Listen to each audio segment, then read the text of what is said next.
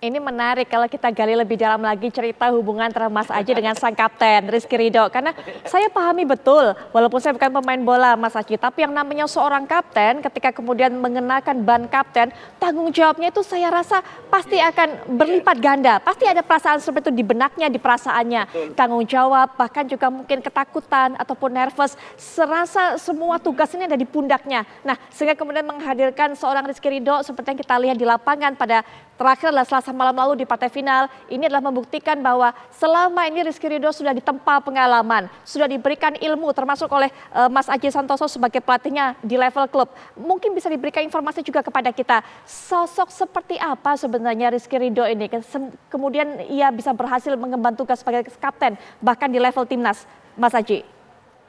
Ya, begini Mbak Putri. Untungnya yang dimiliki oleh Ridho adalah yang pertama, sebelum dia menjadi kapten timnas SEA Games, dia pertama saya tunjuk menjadi kapten Persibaya. Dulu banyak orang yang mengatakan kenapa Ridho masih usia 20 tahun, masih usia 19 tahun sama Coach Aji ditunjuk sebagai kapten. Kenapa? Tentunya saya punya alasan. Anak ini memang memiliki satu kepribadian yang baik, punya leadership yang cukup bagus, dan anak ini humble.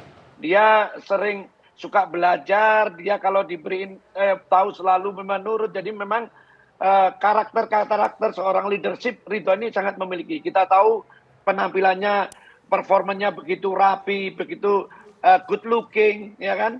Jadi memang anak ini menurut saya memang layak diberi ban kapten baik di klub maupun di tim nasional, karena mereka bisa menjadikan contoh buat pemain-pemain yang lain, tidak hanya ketika di dalam pertandingan, tetapi di latihan pun dia menunjukkan satu attitude yang profesional, satu mentalitas yang kuat untuk menjadi seorang leadership.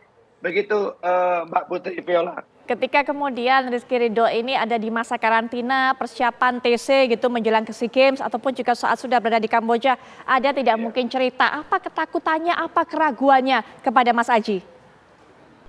Saya hanya menyampaikan, selalu saya memberi support, saya mensupport di dalam setiap pertandingan, selalu saya sampaikan kepada 3 pemain, Hernando, Marcel, dan Rizky Ridho, saya sampaikan bahwa di dalam setiap pertandingan yang pertama, kamu bermain dengan hati, harus bermain dengan hati. Ingat, yang kamu bawa ini adalah Garuda. Ini tidak gampang, tidak mudah untuk menggunakan kostum Garuda. Yang berikutnya saya minta untuk dia enjoy. Di dalam setiap pertandingan kamu harus enjoy, karena persiapan sudah bagus.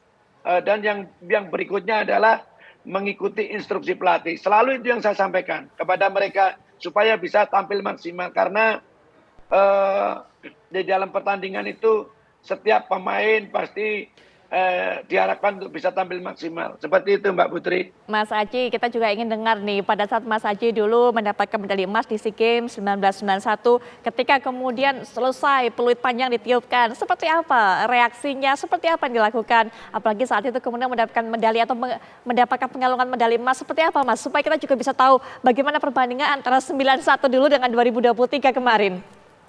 Iya. Kalau perjuangannya mungkin nggak terlalu jauh beda ya Mbak Putri ya. Yang pertandingan dulu memang kalau kita lebih menegangkan itu kalau memang adu penalti. Di mana dulu adu penalti, yang berikutnya adalah ketika timnas kita kemarin menang juga melalui perpanjangan waktu. Yang membuat kita sedikit khawatir itu tadi, di masa-masanya tinggal 30 detik lawan bisa menyamakan kedudukan. Tapi untungnya kita tetap mental bagus. Tentunya ketika peluit panjang dibunyikan, saya sangat yakin semua pemain pasti akan menangis di tengah lapangan. Karena begitu terharu mereka bisa mengumandangkan lagu Indonesia Raya di negeri orang. Ini nggak gampang Mbak Putri. Ini adalah satu perjuangan yang sangat luar biasa. Untuk itu saya tadi melihat pemain-pemain Indonesia di dalam pesawat begitu ceria, begitu banyak senyum.